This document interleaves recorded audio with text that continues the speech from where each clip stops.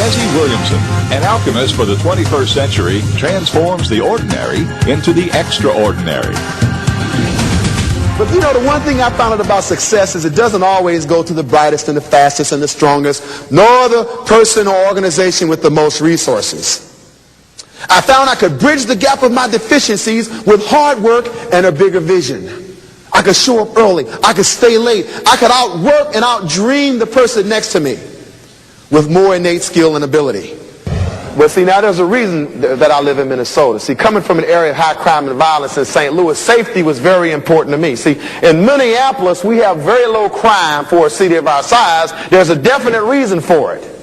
Hey, baby, when it's 30 below zero outside, there's nobody out there to rob. You got it? They're all inside. You can't wait for the company to ask you what you need to create balance in your life. Why? Because our lives are fluid, dynamic. Things happen. People change. And we can't expect somebody to just know this through the process of osmosis. We've got to be willing to step forward and communicate those concerns in order for us to maintain the balance. And I know the tools are there. They're right there in that book. Flexible work schedules, telecommuting, educational assistance, portable benefits programs. They're there. Why do they look for the black box? Because on the black box, or in the black box, there's a tape. And on that tape, it contains the origin of the flight, the history of the flight, as well as the culmination of the flight. You know, I believe that each and every one of us has a little black box for our lives. And in that box is the tape of our lives that contains the whole history. It contains our origin. It contains our life's history, and it contains our culmination. It contains the happiness, the sadness, the joy, the pain, and even the drama, if you insist. And it's our ability to go inside of that black box and deal with the issues that we know are prevalent and necessary for our own happiness that determines the quality of our lives. At the age of 11, DESI Williamson embodied the alchemist's passion, how to turn something from ordinary into extraordinary. He has lived and now teaches that success is not an inherent quality that you're born with, but is realized with sheer persistence and perseverance. Prior to becoming a professional speaker, DESI excelled at the University of Minnesota.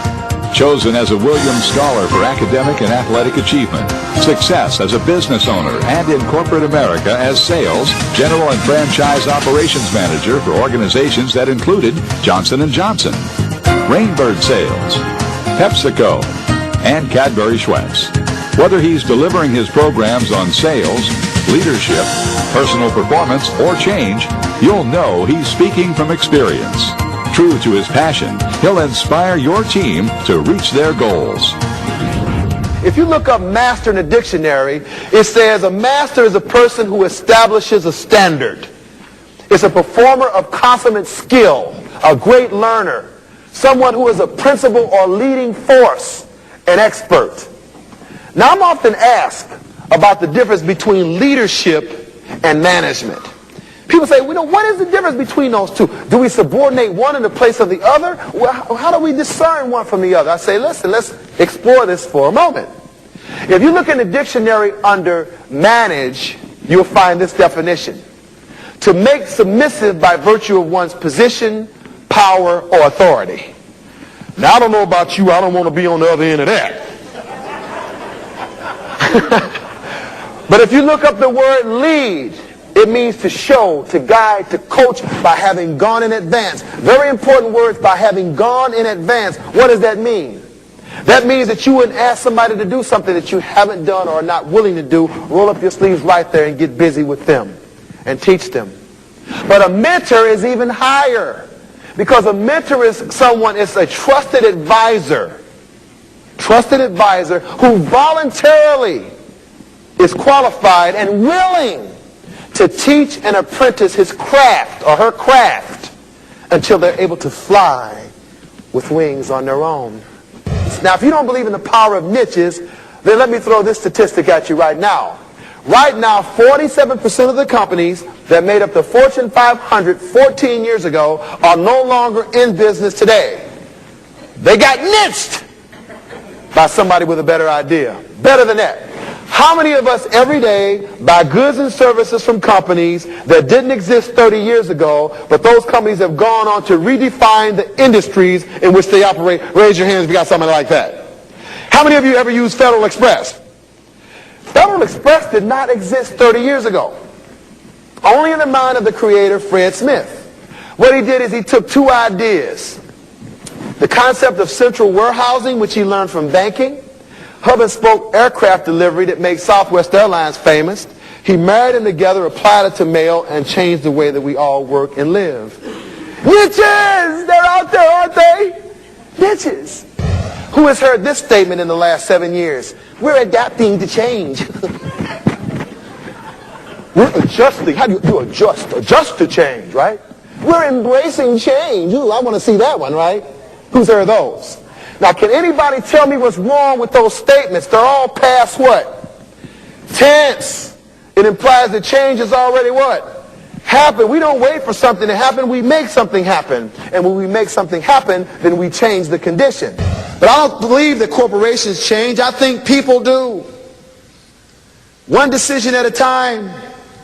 I've got a hard and fast rule about dealing with change in the game of life, and it's this. If you happen to be riding a horse, you look below you, you see that horse is dead, dismount. Just get off. God says, giddy up. No, giddy off. Giddy off. It's over. Changing our course is a personal decision. And it's about challenging our fear. Challenge the fear. Change the behavior. Go inside of the black box and you'll get different results.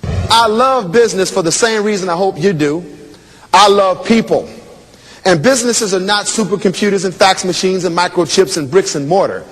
Businesses are the sum total of the people involved.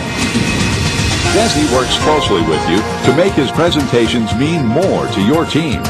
He possesses the unique ability to understand and internalize information about your business. Unlike any professional speaker you'll ever see, DESI doesn't rely on slides or PowerPoint to convey your objectives. He knows them and delivers them for immediate impact.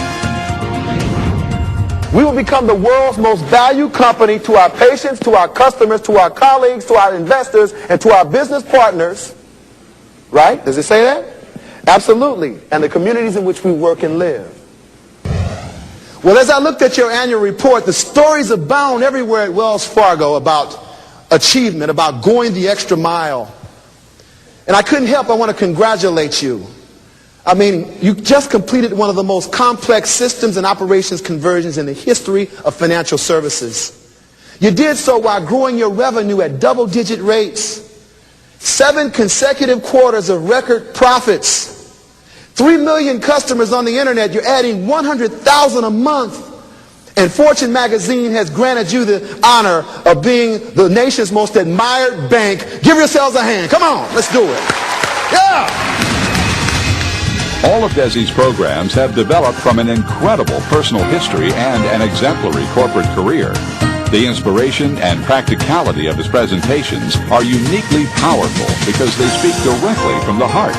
DESI will motivate your team to achieve their personal success and their professional goals in leadership, sales, and the challenge of change. Tools for transformational thinking. Can anybody in the room tell me what the initials MJ stand for? Somebody said Michael Jackson. Well, in this case, I'm talking about Michael Jordan. Now, did Michael Jordan raise the standard in his chosen sport, yes or no? Did I tell you, we thought Dr. J was something, didn't we, till along came Michael Jordan. Now, it's well documented. The last time he retired, he was being interviewed. And they asked him, said, Michael, how do you go out every single night and play with such passion, such intensity? He said, you know, there's 365 players in the NBA. All of them are great. But what separates you from the pack? And he said something I will never, ever forget. He said this. He said, there was something that happened to me a few years ago.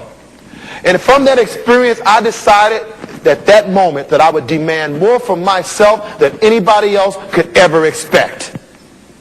I'm going to say it again. He said, I would demand more from myself than anybody else could ever expect. I said, that is it. Because when you sit down and do your performance appraisal, if you've demanded more from yourself than anybody else could ever expect, there's no stress. You know you've blown the numbers away. But I want you to reignite your purpose. See, purpose is stronger than object. You show me a person with a strong enough purpose, I don't care how long it takes, they will be more successful than someone with natural ability without it every single time. My challenge to you tonight is this. How far are you willing to go to cross that wire and wicker bridge of personal challenge and personal change to take your performance and take this organization to the next level? Now, I did this experiment out in San Francisco not long ago, and a lady in the first row would not raise her hand. She had an attitude about it, adamant about it. Like, what are we looking at? I'm not raising my hand for you or anybody else. Well, naturally, I became very concerned. So I step off the stage just like I'm doing now, about 2,000 people in the room, and I says, ma'am, you mean to tell me you wouldn't cross that bridge to get your own children? She said, honey, it depends on which one.